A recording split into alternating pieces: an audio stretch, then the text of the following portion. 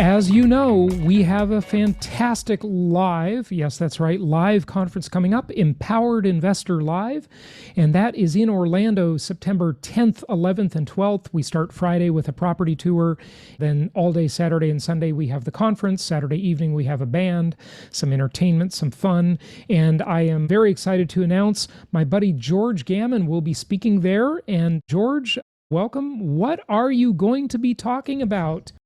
There's a lot we could talk about. It's a very interesting world we live in right now, isn't it? There's no shortage of news nowadays, is there? Insane news, that's right. But I think for real estate investors, especially people who understand the value of 30-year fixed rate debt, the main thing that they should be, or one of the things that I would suggest they really understand is the probability that we see inflation long term. And so you hear a lot of debate out there as to whether or not we see deflation outright, inflation, disinflation, or whether inflation itself is transitory or something more permanent like we saw in the 1970s. And if I'm a real estate investor leveraging properties, positive cash flowing properties with 30-year fixed rate debt, this is something that I want to educate myself on. In other words, what are the variables that go into the United States seeing these types of inflation outcomes in the future? So that boils down to the dollar, right? So it's supply and demand. How many dollars are circulating in the real economy chasing goods and services? And then what is the supply of those goods and services in relationship to the demand the additional dollars are creating? So we've got to think through what happens to the balance sheet or the amount of dollars on the balance sheet of what I call non-bank entities in the real economy. So that's just average Joe, Jane, small businesses, mid-sized businesses, corporations, etc. That's what we really have to focus on. So in the past, the dollars were created by the commercial banking system, really lending them into existence. So if you took out a mortgage for $500,000, then that would be new money that did not exist before, new dollars, probably better said, that did not exist before. We've moved into a hybrid system where now the government with their deficit spending that is monetized by the Fed is really contributing, let's say, to the amount of dollars contributing, you use loosely, is a nice right? word. Yeah. That's a nice word, right? Right. To the amount of dollars that are circulating. So now we've moved from an economic question to a political question. Like how much are we going to get gridlock from the Republicans, the Democrats within the Democratic Party? Is there going to be some sort of gridlock, or are we going to go from a $4 trillion stimulus package to a $10 trillion to a $20 trillion? What are the probabilities there? Because that we're going to infinity and beyond. I believe so, yeah. But that determines, how many of those dollars are getting out there, and then therefore the probability of inflation, disinflation, deflation, temporary inflation, permanent inflation, etc. And then I think there's a third option that we might move into in the future, and this is what I want to discuss all this really with the people who will attend. But the third option is the central bank digital currency, and that's where the Fed now takes control over the amount of dollars that are circulating in the system. So they look around and say, well, wait a minute here. We're the central bank, but we're not central to anything. People think we control the dollar, but we don't.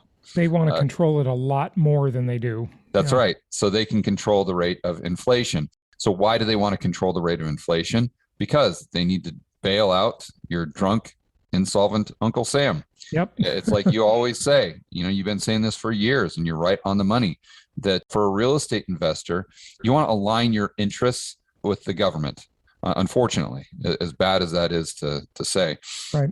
At least when it comes to the devaluation of the dollar. And you look around and your drunk, insolvent Uncle Sam is the largest debtor in human history. Therefore, to be bailed out, to get that debt to GDP down from 130 or 140% down to something that's more manageable, say 75%, they need a 1970s right. stagflation or inflation at least, and I think it'll lead to stagflation.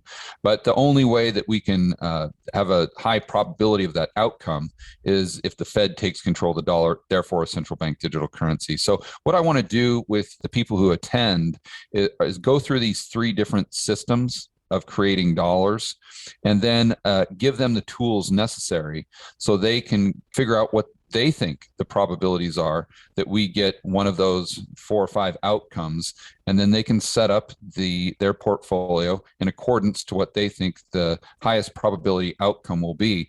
And when I say set up their portfolio, I'm not just talking about taking out 30-year fixed rate debt, but what's your LTV on that? Some people might want to, if they think there's a 90% probability that we have a central bank digital currency and long-term stagflation, they may want a higher LTV than someone that thinks there is a possibility that we see some sort of disinflation while we see these inflationary spikes. Right. So adjust your loan to value ratio based on how you see this playing out, right? Correct. Yeah. And then one of the things that I'll try to drive home through showing them the data is what I believe now and in the future, real estate investors need to understand that the property is now actually the liability on the balance sheet, and the 30-year fixed rate debt is actually the asset. Yeah, it's counterintuitive. Very counterintuitive. Yeah, very counterintuitive. But people need to get their mind. Yeah, they need to get their head around it, but they need to understand why. Mm-hmm. And understanding why will help the investors that attend this conference make better decisions moving forward. Yeah, good stuff. And George, everybody can register at empoweredinvestor.com. Just go to empoweredinvestor.com, get your tickets. A whole bunch of other people already have. We're going to have a great time. People love our events. I was looking back and trying to calculate the number of events I've held over the many years, including mastermind retreats, which are smaller retreat style events, maybe 20, 25 people, and big conferences with hundreds of people. I think we're up to about 130, 140 events. Wow. So we've done this a lot, and you used to be in the event business, I know, in your prior life. We know how to make it fun, deliver a lot of value for people. These are times that, more than ever in the last 18 years since I've been helping investors invest nationwide, this is the time where you really got to be paying attention more than ever. That's right. And, at the same time, there's a lot of crazy and I would say bad stuff happening. There's a lot of opportunity at the same time. And just look at what all these institutional now rental firms are doing, like American Homes for Rent and all the big private equity and hedge fund groups. I mean, they are capitalizing on this, aren't they, George? They are. But there's some unprecedented things going on. I mean, we're seeing home prices go through the roof, but we're seeing rents do the same thing. Yeah. And usually there's a counterbalance there, right? If home prices get too high, then people favor rent, and then you'll see kind of the home prices soften a little bit. And it's the same thing when rents get too high, then home ownership looks more attractive, and then they'll put a little headwind on the rent. But we're just seeing, whether it's home prices or rental prices, we're just seeing them go up, up, up, up, up, and up. And that's a very weird dynamic. And I think people need to understand the macroeconomic influences as to why we're seeing that dynamic.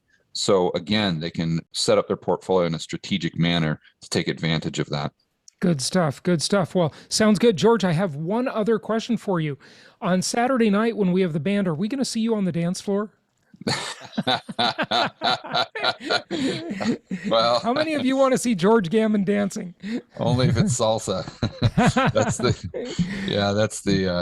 I did that TV show in Medellin, and that was one of the episodes we did.